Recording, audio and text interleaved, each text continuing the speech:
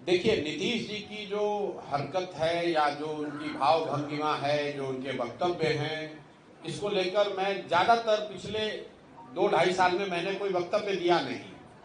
सबसे पहले नीतीश जी के स्वास्थ्य को लेकर टीका टिप्पणी उन्हीं के सहयोगी भाजपा के सुशील कुमार मोदी जी ने शुरू की। नवंबर 2023 में पहली बार सुशील मोदी जी ने कहा कि लगता है कि नीतीश जी गंभीर मानसिक रोग से पीड़ित हैं। उसके बाद से बिहार के करीब करीब सभी नेताओं ने उनके स्वास्थ्य पर टीका टिप्पणी की है।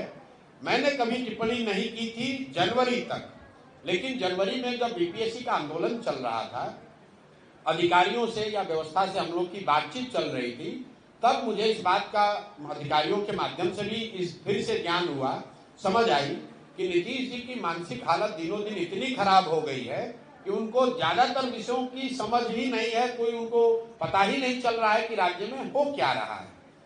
तब मैंने ये कहा है कि बिहार में अगर कोई सिपाही भी नियुक्त होता है तो उसका मेडिकल जांच होता है।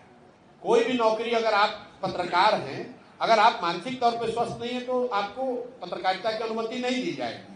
ऐसा कैसे है कि 13 करोड़ लोगों के राज्य के मुख्यमंत्री, उनके मानसिक स्वास्थ्य की स्थिति को लेकर रोज चर्चा टिप्पणी हो रही है और सरकार की ओर से कोई वक्तव्य नहीं है, सरकार ने उसका कोई संज्ञान नहीं लिया।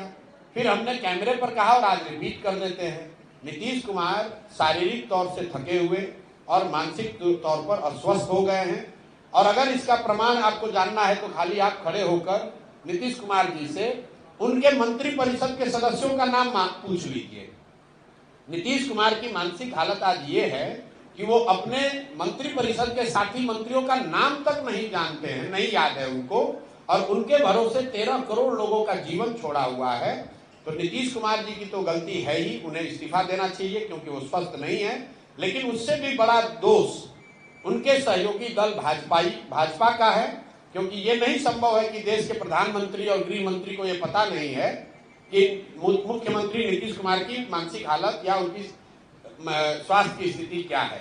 बावजूद इसके वो लोग नीतीश कुमार को सामने खड़ा करके राजनीतिक रोटी सेक रहे हैं। इसलिए मुझे लगता है कि इसके लिए भाजपा भी बराबर की गुनाहगार है, जो ये समझती है कि बिहार की जनता को मूर्ख बनाकर किसी तरह वोट ले लो और अगर कहीं जीत मिल गई तो नीतीश को हटाकर अपना भाजपा का मुख्यमंत्री बना लो।